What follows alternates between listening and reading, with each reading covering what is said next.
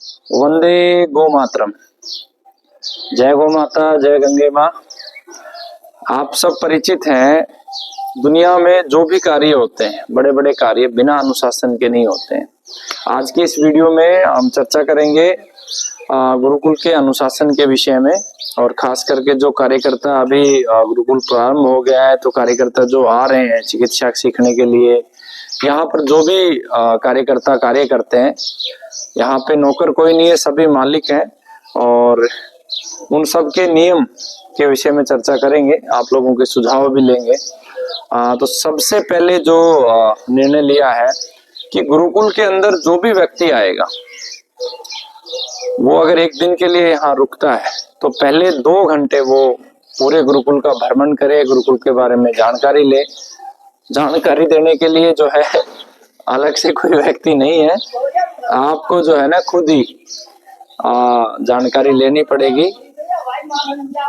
तो गौ माता कह रही है अपना कार्य जारी रखो साथ के साथ। उसके बाद आपको अगर एक दिन आप स्टे करते हैं यहाँ पर, तो स्टे करने के लिए आपको 4 घंटे यहाँ पर श्रमदान करना होगा। ये मैंडेटरी है। जो लोग श्रमदान नहीं कर सकते हैं उनको मस्तिष्क का कार्य दिया जा सकता है। वो अलग अलग प्रकार के कार्य हैं, उनकी क्षमता के अनुसार जो है उनको कार्य दिया जाएगा, लेकिन 4 घंटे आपको श्रमदान करना अनिवार्य है, क्योंकि ये राष्ट्र का कार्य है। और इस कार्य को अगर हम खाली बैठे रहेंगे तो कोई भी कार्य नहीं हो सकता। राजीव भाई ने कहा है, असंभव कार्य संभव हो जाता है जब उसको करने वाले लग जाते हैं।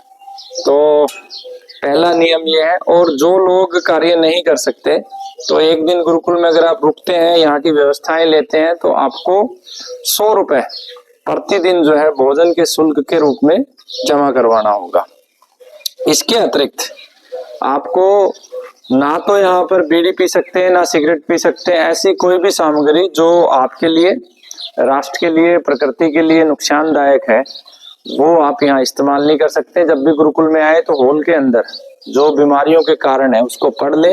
वो सारी चीजें यहाँ पर इस्तेमाल नहीं की जाएंगी। पिछले 2 वर्षों से क्योंकि गुरुकुल बंद था, तो यहाँ पर बहुत सारी चीजें चल रही थी, लेकिन अब प्रार्थना है मेरी सभी कार्यकर्ताओं से भी, और जो पुराने लोग यहाँ पे कार्य कर रहे हैं, सेवा दे रहे हैं, उनसे भी।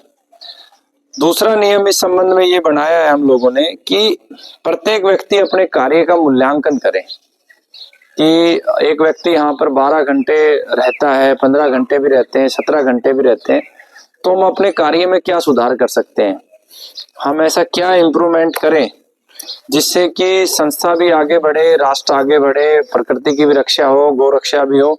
तो निरंतर हमें सुधार करते जाना है। और जिस कंपनी में मैं काम करता हूँ, होंडा मोटरसाइकिल, वहां से मैंने एक बड़ा अच्छा कंसेप्ट लिया, काइजन वहां पर बोलते हैं। उसी कंसेप्ट को मैं यहाँ भी लागू करना चाहता हूँ। जो भी व्यक्ति यहाँ पे सुधार करेगा अपने कार्य में, तो उसको निश्चित रूप से उसके सुधार के अनुसार पुरस्कार देने की भी व्यवस्था यहाँ पर करेंगे। पिछले वर्षों में बहुत नुकसान हुआ, औषधियां खराब हुई, और बहुत सारे, इतनी सारी चोरियां यहाँ पर हुई है।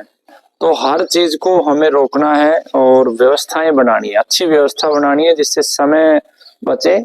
तो हर महीने 500 रुपए का पुरस्कार एक इम्प्रूवमेंट को, जो बेस्ट इम्प्रूवमेंट करके देगा पूरे गुरुकुल परिसर में, उसको 500 रुपए का एक नगद पुरस्कार हर महीने दिया जाएगा। तीसरा, जो व्यक्ति अपने समय का प्रबंध सबसे अच्छा करेगा।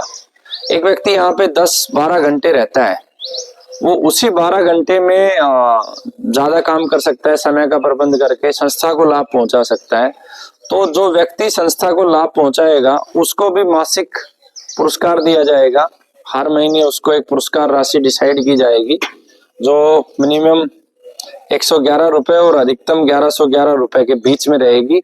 जिसने अपने उसी समय में, जैसे जिसके पास गौ सेवा का कार्य है और उसको जो जिम्मेवारी दी है, उसकी जिम्मेवारी है गौ माता की सेवा करना। सबसे पहले गौ माता का भोजन, पानी, ये सबसे पहले अनिवार्य है। उसके बाद उसकी कोई बीमारी है तो उसकी ट्रीटमेंट का प्रयास करना। उसके बाद साफ सफाई उसमें बहुत महत्वपूर्ण है। उसके बाद उस परिसर के आसपास की जो सफाई है वो बहुत महत्वपूर्ण है। उस परिसर के आसपास जो भी उनकी जिम्मेवारी है, उन जिम्मेवारियों को पूरा करके फिर जो समय बचा के अन्य कार्यों में जो सहभागी बनेगा, अपने कार्य को परफेक्शन के साथ पूरा करके, अपने कार्य में पहली प्राथमिकता अपना कार्य है, उस कार्य में प्राथमिकता से करने के बाद जब अतिरिक्त कार्य करेगा तो उसका भी पुरस्कार जो है हर महीने एक व्यक्ति का चुनाव जरूर किया जाएगा। वो अधिकतम 1111 हो सकता है, बाकी संस्था की आर्थिक स्थिति के अनुसार रहेगा। इसके अतिरिक्त आपने पिछली वीडियो में देखा था कि यहाँ पे एक पूरा स्ट्रक्चर हमने बनाया था, जिस स्ट्रक्चर में एक व्यक्ति, जिसे आज के समय में लोग अनपढ़ कहते हैं, जिसको लिखना पढ़ना नहीं आता, वो व्यक्ति भी 1,11,000 रुपए तक पहुंच सकता है इस संस्था से जुड़ के। उससे संबंधित कुछ चीजें मैं आपको विस्तार से बताता हूँ। जैसे आपने इन किया, संस्था के अंदर इन किया, तो एंट्री लेवल पे जो लोग फिजिकल वर्क कर रहे हैं, जैसे जो लोग गौ सेवा का कार्य कर रहे हैं, तो एंट्री लेवल पे 10,000 रुपए जो है उसका वेतन निर्धारित किया जाता है। जैसे रसोई का जो काम कर रहे हैं, जो खेती का जो काम कर रहे हैं, जहाँ पर शारीरिक श्रम ज्यादा है और मस्तिष्क का कार्य कम है, वहां पर 10,000 रुपए। और फिर 1 साल उसका व्यवहार देख के उसको पहले लेवल पर संस्था 11,111 रुपए देगी। और साथ में उसको और बहुत सारे लाभ, जैसे अगर वो व्यक्ति समाप्त हो जाता है किसी भी कारणवश से, प्राकृतिक या प्राकृतिक, तो उसके बच्चों की जिम्मेवारी, उनके बच्चों की शिक्षा, उसके परिवार के पालन पोषण में सहयोग यथासंभव संस्था की आर्थिक स्थिति के अनुसार वो संस्था करेगी। ये विचार मैंने टाटा मोटर्स से लिया। टाटा मोटर्स इस विषय में बहुत अच्छा कार्य करती है, तो ये एक नियम स्टार्ट किया। उसके बाद 2 प्रकार के लोग आते हैं, एक जो स्किल्ड नहीं है और जो स्किल्ड है। तो जो लोग स्किल्ड है, स्किल्ड यानी कि जैसे मान लो एक ड्राइवर आया, तो ड्राइवर के पास पहले से एक स्किल है, तो उन लोगों का जो एंट्री लेवल है वो 12,111 रुपए से हमने प्रारंभ किया है कि उन लोगों को 12,111 रुपए हम देंगे। दूसरा, जैसे मान लो कोई वीडियो एडिटिंग करना जानता है, आईटी का अच्छा जानकार है, कोई कंप्यूटर का जानकार है, तो उनका एंट्री लेवल, क्योंकि वहाँ ब्रेन और फिजिकल दोनों एक्टिविटी है, तो वहाँ एंट्री लेवल 12,111 रुपए रखा है। या कोई सुपरवाइजरी का काम करता है या कोई मेडिसिन बनाता है, तो इस तरीके से जो है रखा है। मिनिमम 8 घंटे सभी को काम करना होता है, लेकिन ये क्योंकि नौकरी नहीं है, ये आपका कार्य है, राष्ट्र का कार्य है, तो यहाँ पर मिनिमम 10 घंटे मैंडेटरी है प्रत्येक व्यक्ति को कार्य करना। और क्योंकि आपका कार्य है, आप यहाँ पर नौकर नहीं है। और उसमें फिर उसके बाद आपके जितना आप कार्य करते जाएंगे, जितनी आप मेहनत करते जाएंगे, लाइक आपको मान लो आप एक ड्राइवर है और आपने 12,111 रुपए से स्टार्ट किया और संस्था को जरूरत है कि आप 10 घंटे से ज्यादा काम करने की, तो आप जैसे जिस रेशियो में आपके नंबर ऑफ हावर्स बढ़ते जाएंगे, उसी रेशियो में पर हावर्स के आपके 1,000 रुपीज बढ़ जाएंगे। इसको ऐसे समझे कि मान लो आपने महीने में 30 दिन है, 300 घंटे काम किया और 300 घंटे में 30 घंटे और आपने एड ऑन कर दिए, यानी 330 हो गए, तो आपको 12,111 की जगह 13,111। हाँ, इसमें ये प्राथमिकता से है कि जबरदस्ती टाइम बढ़ाने की इंटेंशन ना आए, तो उसके लिए प्रॉपर एक सिस्टम स्ट्रक्चर है कि अनुमति से ही वो एक्स्ट्रा वर्क करेंगे। पहले प्राथमिकता से आपको अपने जो टाइम फ्रेम है उसी में आपको अपना कार्य पूरा करना है। और आप जो भी यहाँ कार्य करते हो उसका सीधा सीधा लाभ वर्तमान पीढ़ी को और भविष्य की पीढ़ी को मिलेगा। आपने देखा है संस्था ने पिछले 8-9 वर्षों में इतने सारे शोध किए हैं, लाखों किसानों को लाभ हुआ है, लाखों रोगियों को लाभ हुआ है, समाज को लाभ हुआ है, प्रकृति को लाभ हुआ है। जो कुछ आप यहाँ मेहनत करेंगे, आपके पसीने की एक एक बूंद राष्ट्र के काम आएगी, आने वाली पीढ़ी के काम आएगी। इसके बाद जो व्यक्ति जिसको हमने खुदीराम बोस सर्कल में रखा है, यानी कि जिसको प्रबंधक का नाम दिया है, सुपरवाइजर के बाद जो पहली पोजीशन है प्रबंधक की, तो वहां पर प्रबंधक का एक वेतन निर्धारित किया है, मिनिमम जो स्ट्रक्चर है वो एक निर्धारित किया है। तो प्रबंधक से बहुत सारी उम्मीदें होती हैं। प्रबंधन का अर्थ नहीं है कि किसी व्यक्ति को प्रबंधक बना दिया, वो कोई भी व्यक्ति बन सकता है। जैसे सुपरवाइजर के लिए आपको एक सेट ऑफ स्किल्स चाहिए, इसी तरीके से एक प्रबंधक के लिए एक प्रबंधक ऐसा व्यक्ति बन सकता है जो शरीर से पुष्ट है, जो मस्तिष्क से पुष्ट है, जिसके निर्णय लेने की क्षमता बहुत अच्छी है, जो अपने समय का प्रबंधन कर सकता है, जो ओवरऑल सब चीजों का प्रबंधन, यानी कि जितने भी यहाँ पे कार्यकर्ता काम कर रहे हैं, जितने यहाँ सुपरवाइजर काम कर रहे हैं, यहाँ आने वाले प्रत्येक अतिथि, यहाँ की प्रत्येक गतिविधि का जो प्रबंधन कर सकता है, और जिसके मस्तिष्क में इतना तेज है कि उसे ये पता होगा कि आज ये कार्य नहीं हुआ तो संस्था का नुकसान हो जाएगा।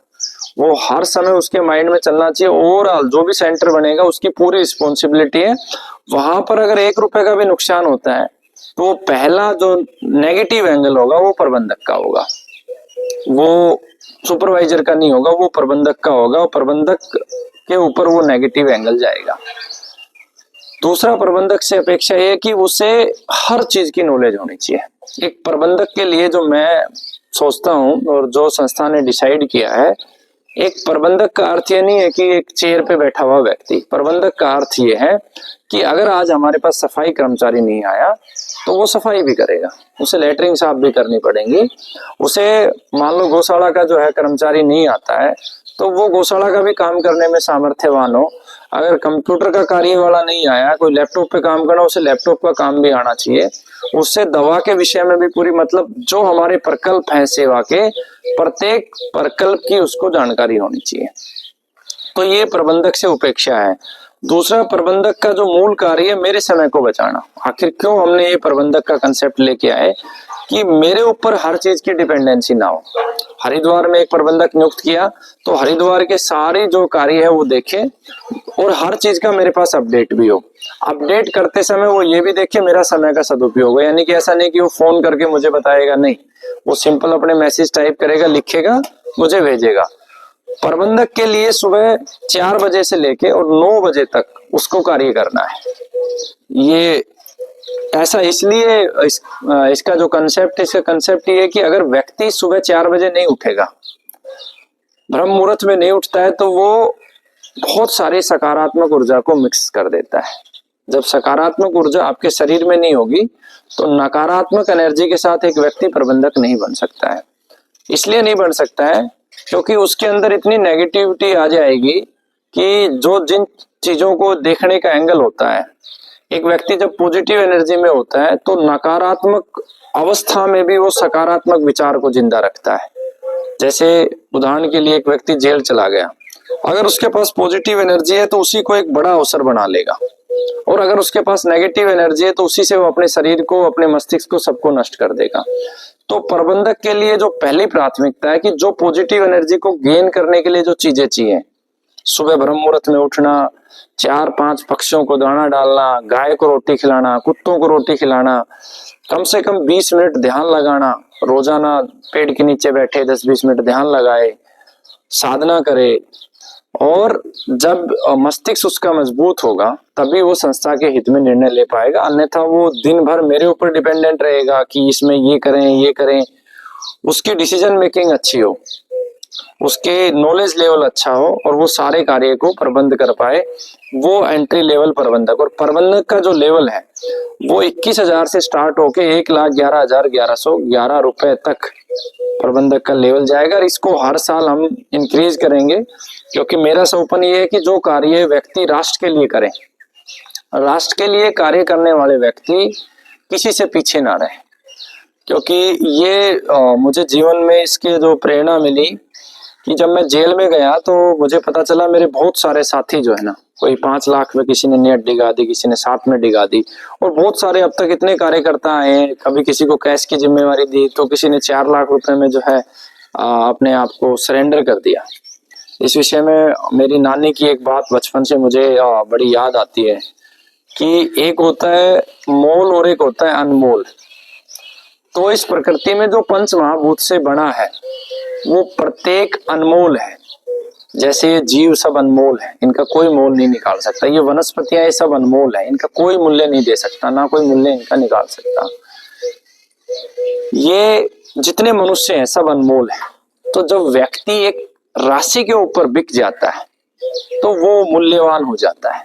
यानी कि अनमोल से जिसने 4 लाख रुपए में अपनी नेट डिगा दी वो 4 लाख की उसकी वैल्यू निकल गई, जिसने 10 लाख में बिक गया वो 10 लाख का।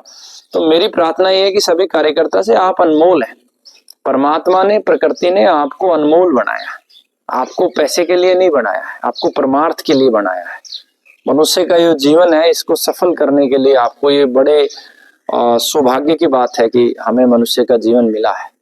तो पैसे के विषय में बहुत महत्वपूर्ण है।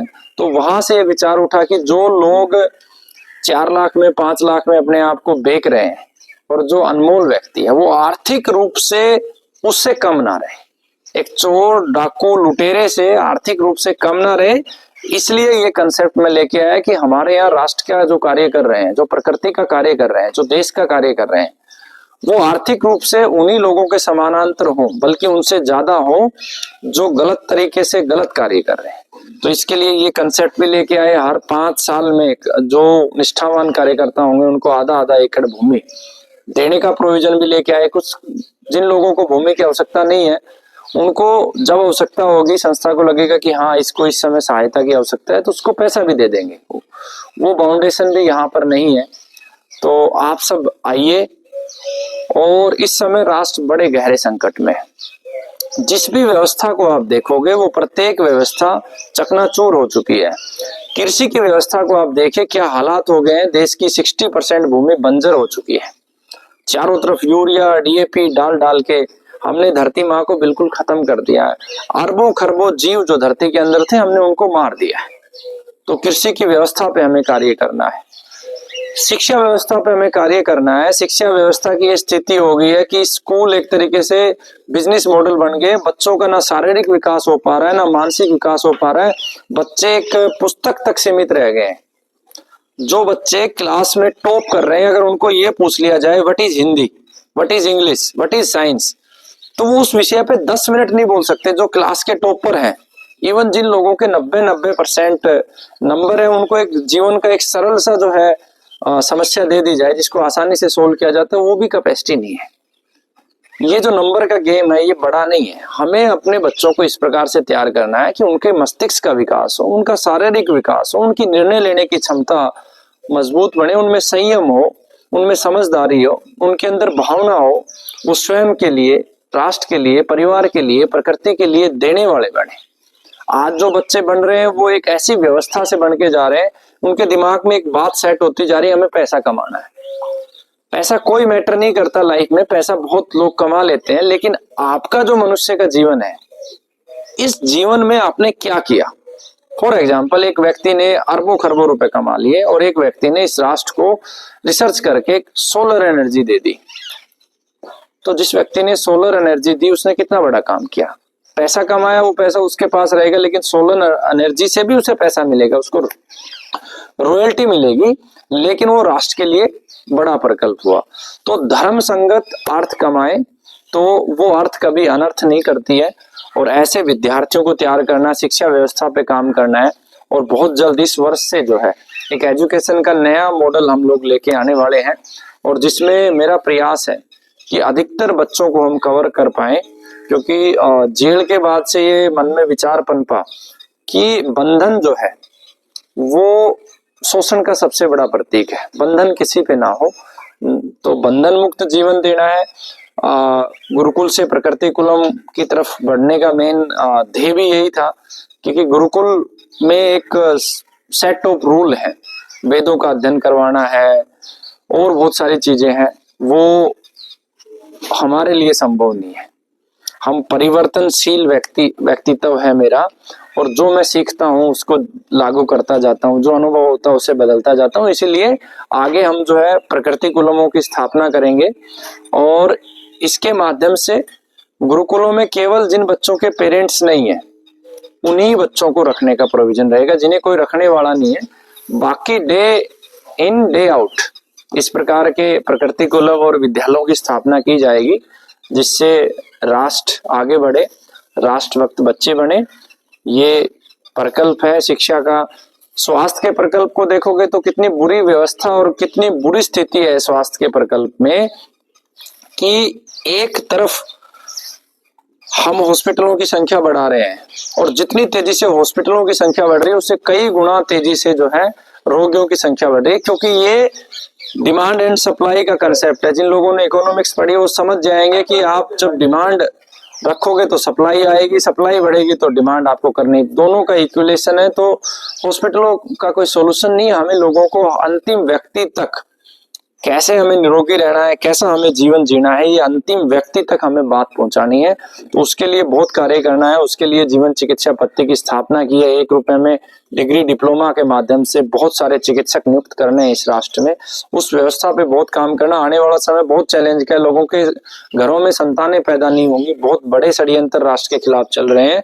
और आप देखेंगे कि जिन लोगों को वैक्सीनेटेड जो लोग हैं, वैक्सीनेशन के बाद इतनी सारी बीमारियां बढ़ी हैं। किसी को शुगर हो गया है, किसी को हार्ट ब्लॉकेज आ रहा है। अधिकतर लोग जिनका हार्ट फेल हो रहा है उनको स्टडी करते हैं तो वैक्सीन उसके पीछे कारण निकलती है, मतलब हार्ट अटैक आने का। इसको एग्जैक्ट नहीं कहा जा सकता। इसको मेरा बस सुझाव है सभी वैज्ञानिकों से कि इस पे शोध किया जाए कि आखिर पोस्ट वैक्सीनेशन, पोस्ट कोरोना क्यों हार्ट ब्लॉकेज के, हार्ट अटैक के छोटे छोटे युवा जो है ना मरते जा रहे हैं। इसके पीछे कहीं वैक्सीन तो नहीं है, वैक्सीन का कोई साइड इफेक्ट तो नहीं है। तो काफी इस पे अध्ययन भी किया है और इसके कुछ सॉल्यूशंस भी हैं। आपको फिर अगली वीडियो में शेयर करूंगा। जो लोग वैक्सीन लगा चुके हैं वो कैसे अपने आप को हील कर सकते हैं। गौ माता के पास उसका बड़ा अच्छा सॉल्यूशन है और गौ माता में भी विशेष रूप से बछड़े के पास उसका सॉल्यूशन है। तो चिकित्सा व्यवस्था पे हमें कार्य करना है। प्रकृति की स्थिति, पर्यावरण पे कार्य करना है। हमें गोमाता की जो नस्ल है उस पे कार्य करना है। 206 नस्लों से हम 50 नस्लों पे आ गए। अब इन 50 नस्लों को भी बचा के रखना है। उसका प्रारंभ हमने 2 नस्लें हम अपने राजीव दीक्षित प्रकृति कुलम पाली में रखने वाले हैं। एक हरियाणा नस्ल है, ये गाय जो आप देख रहे होगे हरियाणा नस्ल की है। अब इसकी ब्रीडिंग पे काम शुरू करेंगे। 10-10 गौ माताएं रखेंगे हर सेंटर पे, ज्यादा नहीं रखेंगे। पीछे भी हरियाणा नस्ल की एक बहुत अच्छी ब्रीड है। और दूसरा साहिवाल, ये साहिवाल नस्ल है। तो ये 2 नस्लें हम हरियाणा में विकसित करेंगे। इनके 2 नंदी रखेंगे प्रॉपर और 10 गाय से ज्यादा गाय नहीं रखेंगे। ज्यादा गाय होगी वो कार्यकर्ताओं के घरों पे एक एक गाय जो है पहुंचाने का कार्य करेंगे। तो इस व्यवस्था पे भी काम करना। हमारे बीज के ऊपर बहुत भारी संकट है। बछड़ा है, बच्ची आएगी इधर, बच्ची आई है, इसकी है कैलाशों की। तो बीज पे बहुत भारी संकट है। बीज को बचाना, हमें अपने देसी बीजों को बचाना है। तो वो प्राथमिकता से हमें प्रत्येक केंद्र के ऊपर वहां के जो देसी बीज हैं उनको हम लोग संरक्षित करेंगे। और ये जितने भी कार्य हैं हमें भविष्य के लिए नेतृत्व तैयार करना है। इस राष्ट्र को नेतृत्व दे उस पर हमें कार्य करना है। जन जागरण का कार्य करना है। व्यवस्था परिवर्तन बहुत जरूरी है। आज हमारे कानून जो है हम लोगों के लिए बहुत बड़ी समस्या बन गए। इसके लिए ऑलरेडी 27 अप्रैल से प्रारंभ कर दिया और ये प्रारंभ जारी रहेगा। हर 3-3 महीने पे एक यात्राएं भारत के अलग अलग हिस्सों से, उस स्थान से जहां से महापुरुषों ने बलिदान दिया, उस मिट्टी के संकल्प के साथ पूरे भारत में जन जागरण की यात्राएं चलेंगी और आप सब उसमें सहभागी बनिए। तो सारी व्यवस्थाओं में हमें कार्य करना है और अगले 5 वर्षों में 5000 लोगों की एक सेना तैयार करनी है जो राष्ट्र का कार्य करेगी। और मेरी इच्छा है कि आप प्रत्येक राष्ट्रभक्त व्यक्ति जो केवल बातें नहीं कार्य करना चाहता है, उसके शरीर से जो है ना, उसके अंग अंग में क्रांति हो, पसीना निकालने का वो आतुर हो, खाली बैठ के उसे बुरा लगे, ऐसे साथी आए। बातें नहीं करें कि यो मोदी ने ये गलत कर दिया, सोनिया गांधी ने ये कर दिया, नेहरू जी ने ये कर दिया। ये बातें करने वाले बहुत हैं इस राष्ट्र में। जो 1 मिनट खाली रख के जिनको परेशानी शुरू हो जाए, ऐसे कार्यकर्ता जुड़े और अगले 5 वर्षों में आप देखोगे कि राष्ट्र के स्तर पर, प्रकृति के स्तर पर, धर्म के स्तर पर एक बड़ा बदलाव हम लोग सब मिलकर लेके आएंगे। वंदे गो मातरम। भाई राजीव दीक्षित अमर रहे।